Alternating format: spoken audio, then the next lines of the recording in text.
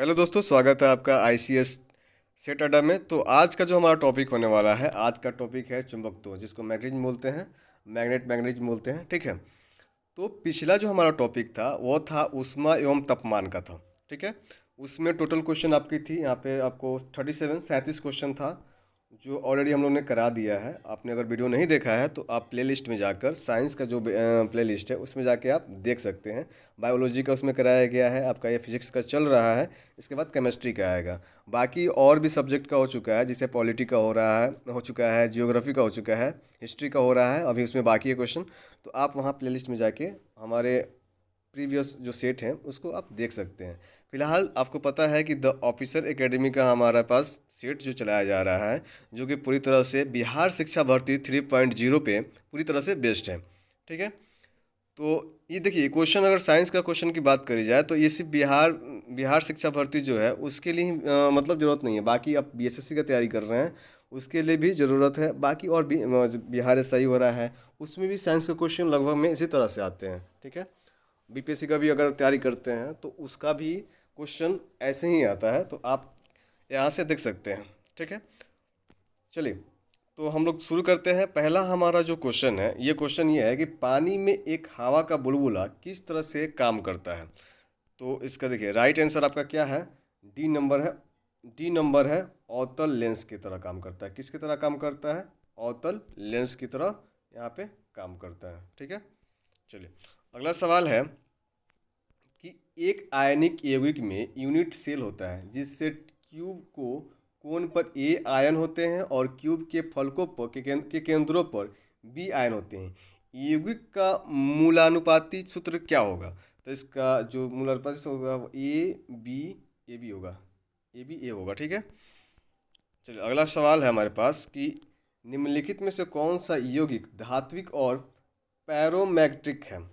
तो इसका right answer है CrO2 है। कौन है? CrO2 है।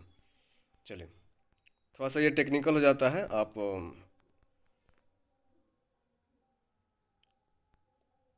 हमारे पास अगला सवाल है, चुंबकत्व का अनुचुंबकीय समाचुंबक सिद्धांत निम्न में से किसके द्वारा प्रदर्शित होता है? निकेल द्वारा, पारा द्वारा, या लौह द्वारा, या प्लेटिनियम द्वारा।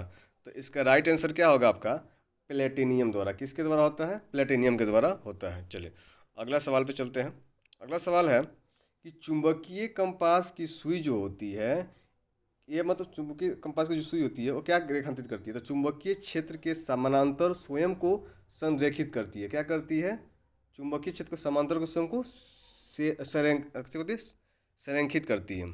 अगला सवाल आपका है, चुंबकीय संवेदनशीलता निम्नलिखित में से किसमें तापमान पर निर्भर नहीं करता है? यहाँ बात आ रही है निर्भर नहीं करता है, तो इसका ए नंबर जो ऑप्शन है, इसकी प्रतिवाहकीय सामग्री पदार्थ जो है, ये आपका सही है। चलिए, अगला सवाल हमारे पास ये है कि एक्सरे के वर्णक्षार एक्स जो होता है, जिसे को हम एक्स बोलते हैं, का मतलब किरण। क्या इसका मतलब कौन सा किरण है? एक किरण है आपका ई नंबर जो होता है ना, ये एक से अधिक और एक से अधिक। एक्सप्रेस जो होता है अनोत, अज्ञात, इंफ्रारेड, जेनॉन। ठीक है। इसका आंसर हो जाएगा ई नंबर।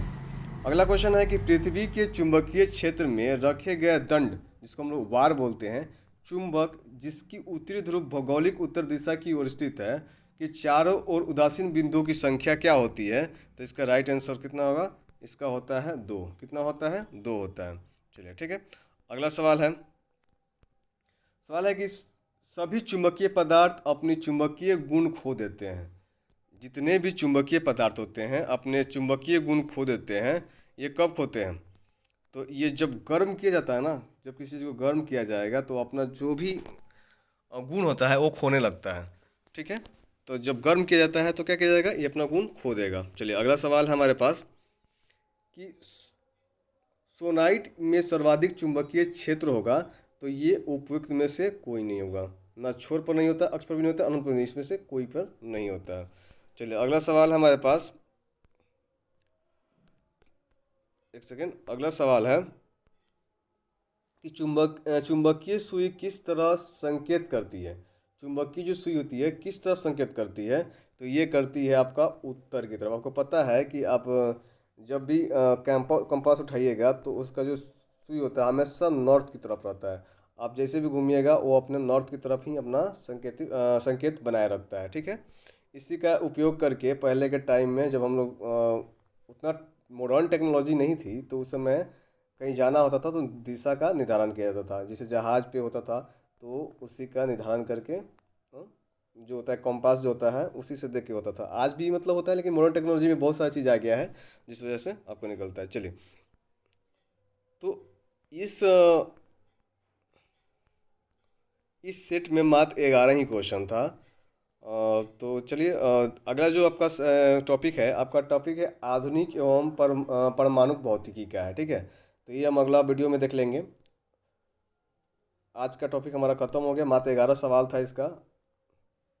मिलते हैं आपको नेक्स्ट वीडियो में।